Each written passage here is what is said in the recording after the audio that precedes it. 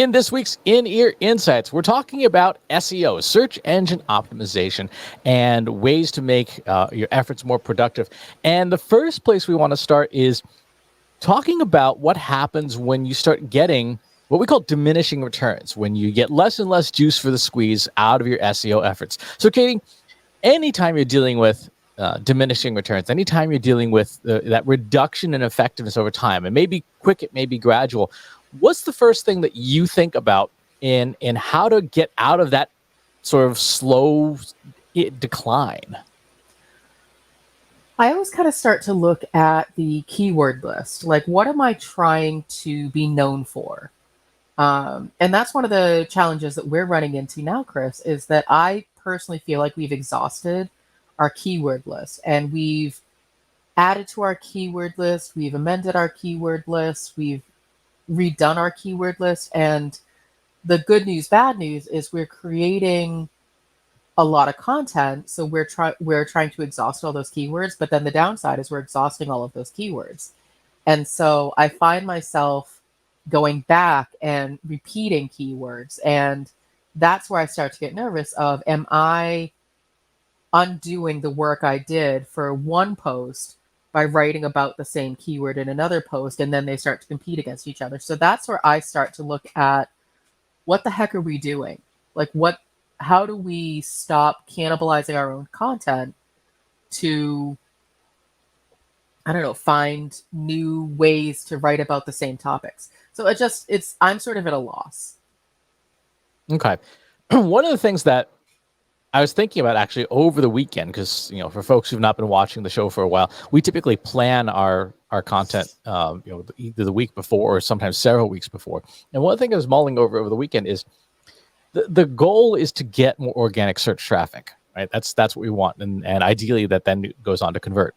But keywords and content on site are sort of the foundational layer, in the sense of, like, you have to have content for otherwise you're sending people to your site for no reason.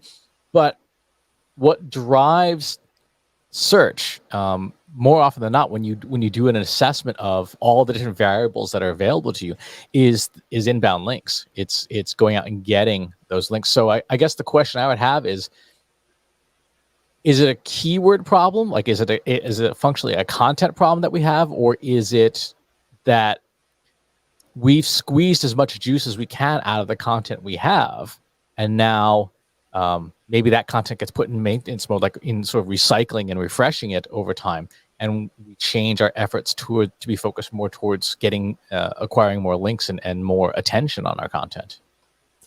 Well, it sounds a little bit like horse and cart, or chicken and egg. Without the quality content, no one is going to link back to it. And without people linking back to it, it's going to be harder to get the content seen. And so you kind of have to do both. And so I would say it's not one or the other. It's a combination of the two.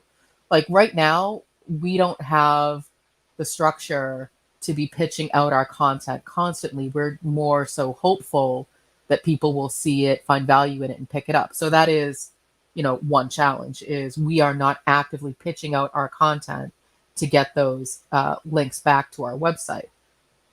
But then back to your question about, just constantly refreshing one piece of content. So let's say, we have a piece of content on SEO that does really well. Are you saying that what we should be doing is only focusing on that one piece of content and refreshing it every week, every month? Or should we be writing supplementary pieces of content around that one piece of content? The generally accepted best practice is to have a piece of pillar content that, you do, refresh maybe once a quarter. You add new data, you refresh data, you brush it up. At a minimum, you change the publish date. And then from that pillar, sort of a hub and spoke model where you have individual pieces that branch off of it. So if we had SEO, as there's one post we had about SEO that did really well, maybe we would then link up internally. Here's a podcast episode on that, here's a live stream episode on that, and things like that, and sort of create a topic cluster essentially around that thing, but everything with the effort, to the extent that, if you had a budget of 100 hours a month, 70 of those hours would be on the pillar content, on keeping it up to date. Backlinko did a study on this. Actually, they took an entire year off of their blog. They didn't write a single new blog post. Instead, they had 26 posts that they constantly refreshed every 2 weeks, and they interestingly saw more traction out of that. In terms of obtaining search traffic than they did creating new content. Now they've since gone on to to make that more balanced, but there is something to be said for, like you said, if there's a piece that does really well, make it do even better. So I have a couple of questions. So can you define pillar content? Because I know in Word, we run our site through WordPress, and you can mark certain pieces as pillar content. So that's one question. The other question I have for you is, what is it that you're updating every 2 weeks? Is it new data, new links? This reminds me of the old trick when you were looking for a job, and monster.com was, sort of the search engine for job applicants. The trick was that you would go in and literally change like a period or a space, and then your resume would show up at the top as something fresh and brand new again every single day. Yeah, real estate listings do the same thing. Realtors will do that.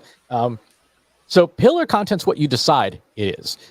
If we think back to sort of the YouTube Hero Hub help model, right, of the 3 types of content, it's essentially looking at all of your help content, looking at what's working really well, and maybe promoting that up to hub content to say, okay, we're going to put in some infographics. We are going to change the data. We're going to make the post, much longer, more in depth. Are there aspects of it that maybe we didn't dig into as much? A real simple example is anytime we're dealing with like questions and answers and stuff, there's an opportunity usually to expand on that. Like when I do an interview for somebody else's podcast, I'll think of something like it's kind of like having an impaired sense of humor. Like you think of something funny to say 6 minutes after the moment has passed. It's kind of the same thing with content marketing, where you say, "Oh, I should have written about this, or I should have talked about that," and then you say, well, instead of just lamenting it, you say, "Oh, well, actually, I'm going to dig into that and maybe add that into the pillar content thing." Like, say, there's if we had a long post talking about modern SEO, and we were talking about, say, topic modeling, I'll go, "Oh, I forgot to mention academic papers." It's almost like software development, where that thought would go into the backlog, and then the next time you do your scrum on that content, it goes in as a feature request. So you're just constantly rewriting the same post over and over again. You're improving, you're adding to it. So it is very much like software, where you're adding new features to it. Right. Well, you could also make the argument that in software, you're removing things that aren't working. So is there harm in removing content that you've written to replace it with something else? Or are you, and I think that this is where like trying to understand the rules around good SEO best practices. So if, let's say I write a 5-paragraph post on SEO, and then it does really well, 2 weeks later, I go in to edit it, and I decide that 3 of those 5 paragraphs, I don't like them at all, so I take them out altogether and replace them. Have I damaged my SEO? Possibly. Well, you've changed what Google will crawl and index. But if you're focused on the topic overall, and what you've added, what you've removed and added, essentially is more valuable, then it should not impact that, because some of the signals that Google pays attention to are things like what the user does when they leave a search listing and go to your website. Like, how quickly do they come back? If you wrote something that the first time around, you saw that people, your retention time on that piece of content was just like 2 seconds, clearly that's an indicator that what you wrote was not valuable to the user. Like they got in, they read like 2 sentences, and boom, they're gone. Sort of that pogo sticking effect. And many folks, including Google, have said, yeah, pogo sticking's bad. You want someone to jump into your content and then like consume it. If you wrote 300 words of content, most people read what's the average reading speed, like 200 words per minute or something around that. So it should take someone 60 to 90 seconds to consume your content. If they're gone in 2 seconds, it didn't do its job. If they're stuck around for 30 seconds, that's better. And we know across Google's family of products that retention is important. Like YouTube even gives you examples, like here's where people drop off in your video. So from that perspective, creating better content is never the wrong answer. You may see a short-term effect as Google goes through and crawls and re-indexes that page and maybe changes what it thinks that page is about. But in the long term, the big picture perspective, the better content should do better for your SEO. Is there a max number of pillar content pieces on your website that you should have? And does Google give more weight to pieces marked pillar content? Google doesn't see that. Google doesn't understand what is or is not. It just is looking based on how it interprets language, how thorough a piece is, and then tries to match that up to query requests. This is particularly true ever since they put BERT in the mix for processing language. And there is no maximum limit to pillar content. Any limits there are resource limits on our part of how much time do we have to devote to this stuff. What does the user see? How does one know this is pillar content? If it doesn't change the ranking with Google's, then what's the point of calling it pillar content? It's an internal designation for where we are going to spend our time. Right. So if we have a blog post that was kind of like a funny one-off, maybe it was like a John's Yacht Rock playlist we put up as a blog post, we're not going to spend a whole lot of time tuning that up and things like that. To where you started originally, looking at individual content traffic, right? The pieces of content that already get decent traffic, those are the ones that should be pillar content candidates to say, okay, this is doing well in organic search. We're getting organic search traffic to this post. Now, can we get even more? What things can we add? And that's where you would almost look at, some of your things like Search Console and stuff to say, okay, well, how can we get more traffic to this content that we know is already doing well? What are the related terms and topics and ideas that should be there? What are the questions that somebody would still have after reading our content and go, how can we add more to that? So let's say SEO, post on SEO is our piece of pillar content. And the keyword that we've optimized for is SEO. Is it a bad idea to write other pieces of content about SEO as well that are also optimized for the same keyword? Like, how many times should you be optimizing for the same keyword? And is that a bad idea? Because that's sort of where we started was, I feel like we've exhausted our keyword list. So what do I do? Right. The answer, the generally accepted practice for that is to have a page that's focused, so that you have, that page is about that term. Mm-hmm. And then you can have subsequent pages that are breakdowns of that term. So you have a pillar page about SEO, and then you have a secondary page talking about, optimizing for, YouTube, or, SEO for YouTube or something like that, or, understanding natural language processing in SEO, where it would still be related to that main term, but you also want to do some internal linking to make sure that when you're talking about SEO, you're focusing your link traffic back to your pillar content. That's from an organizational structure inside the site. So what you're saying is I shouldn't have 5 posts that all are trying to optimize for the keyword SEO. That's right. You have one piece of pillar content, that's the hub, and then the spokes are the sub keywords under that. So how do you find those sub keywords? That's where it starts to get that's where more work has to be done for a content marketing team of, okay, we have our list of 100 keywords. How do we know what's related? How do we know what makes sense for us to rank for?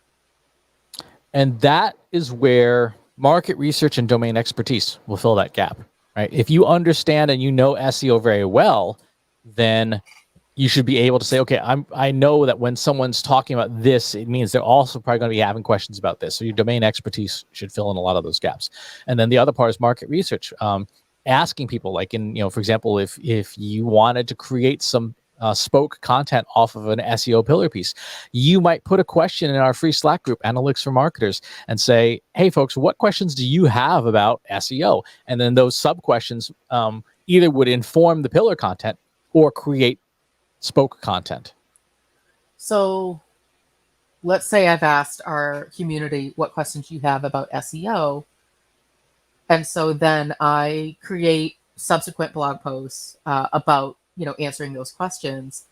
But the keywords or the phrases that I'm optimizing for have almost no search volume. Like that's sort of where I feel like content marketers start to hit a wall of, sure, I could write, 20 different related posts about this thing, but there's no keywords that get a lot of traffic. So am I creating a new lane? I guess that's sort of where I get stuck is, how do you move forward? I mean, the short answer to that is that every SEO tool out there that pulls keyword volume has limitations in terms of how much data it can see. And it's actually gotten worse over the years rather than better, because the number of third-party data sources these tools can pull from keeps getting shorter and shorter. So the shorter answer is you put up some of that content and then you check in Search Console and see, are you getting any traction? Are you getting any traffic? So just as a real quick example, when we look at our own SEO report here, you'll note that there's one post in here, disadvantages of predictive analytics, that shows up a few times. These are, limitations of predictive analytics is not a hot term, right? But yet we're still getting some traffic for it. And so this post would be a potential candidate for pillar content, right? And we'd want to look at that page and go, do we have enough disadvantages lifted out? Are we thorough? And I think, semantically, there's a difference between disadvantages of predictive analytics and limitations. Like they're two separate things. So that limitations one could be a separate sub post. It could be a spoke off of the main, or it could be incorporated into the pillar content itself. Talk about what's the difference between a predictive analytics disadvantages and the mathematical limitations of it. That would be an example of how you would expand this out. But it's also an example where you have to have the subject matter expertise to pull that off. So then if I decide to add in the limitations to the disadvantages post, but I'm already trying to optimize for the keyword phrase disadvantages of predictive analytics, do I add in limitations of predictive analytics as a second keyword phrase to be optimizing for? Because to me, it sounds like what we've been talking about is that would become a separate post with its own keyword to be optimized for, that is back to the first post. Yeah, in this case, I would say limitations of predictive analytics should be its own piece of content, and keep the disadvantages post very clean in terms of like, here are the disadvantages of predictive analytics. It's always reverse facing. It's never forward looking. You're not going to see anything novel, and so on and so forth. And the limitations would be things like anomalies, trend detection, breakouts, and the mathematics of it. And it might be interesting because then over time you would see, okay, well, maybe the limitations post starts to do better. Maybe volume for that increases over time, and that's when you can start poking around, going, there's some interesting things happening in that space. Maybe it's something that we need to pay attention to. That's a whole other topic about using your content marketing as an early warning system. But in terms of our SEO thing, we would take that disadvantages post, focus in on it every quarter. Maybe can we, if I were to pull up that post and look at it, and in fact, let's do that. Let's pull up that post and look at it, because it's been a little while since we've looked at it. Oops, that's not what I want to do. I want to. Oh, that's not good. I think I have some work to do. Whoopsie. Yeah. But then looking at that content and going, okay, well, what do we have in that post that we can improve? what are some things that disadvantages we didn't mention, and maybe even put together an editorial calendar over time to say, like, over the next quarter, here's 2 more things we're going to focus on. Over the next quarter, here's another thing we're going to focus on, etc. Mm-hmm.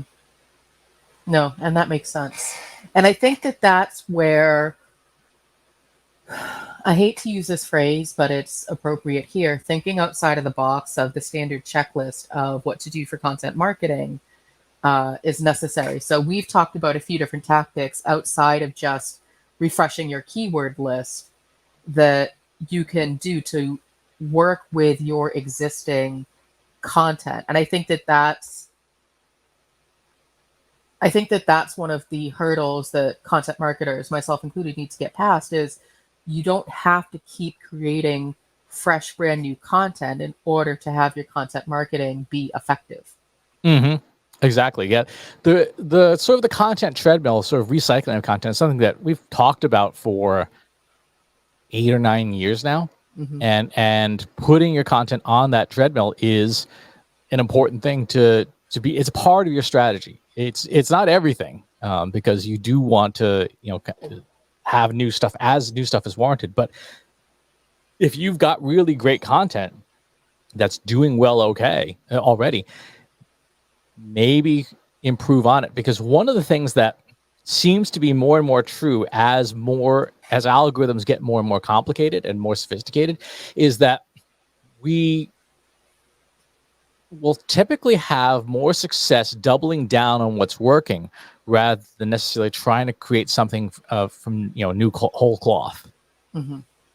Well, it's, you could draw the parallel to, customer retention. So it's less expensive and less energy to retain a current customer and get them to sign up for more services versus attracting a net new customer and educating them on the services that you do. So it sounds like a similar mentality could be applied to content marketing.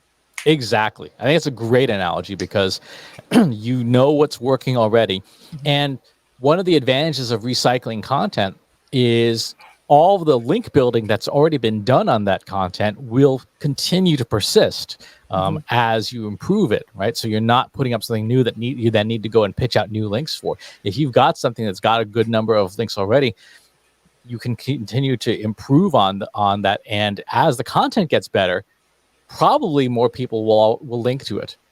Makes sense. So I have my work cut out for me. We all do. We all have our work cut out for us. So I immediately after this episode wraps, I'm going to go open a support ticket and figure out what's up with our website. Well, yeah. Well, there's that. I meant just for SEO in general. But yes, we also need to find out why our site is down. Exactly. If you've got some thoughts or questions about how you're approaching your SEO strategy and you want to chat about it, pop on over to our free Slack group. Go to trustinsights.ai/analytics for marketers, where you and over 2,500 other marketers are asking and answering each other's questions every single week. And wherever it is you watch or listen to the show, if there's a platform you'd rather have it on, go to trustinsights.ai/TI podcast, where you can find us on pretty much every platform that offers podcasts. Thanks for tuning in, and we'll talk to you next week.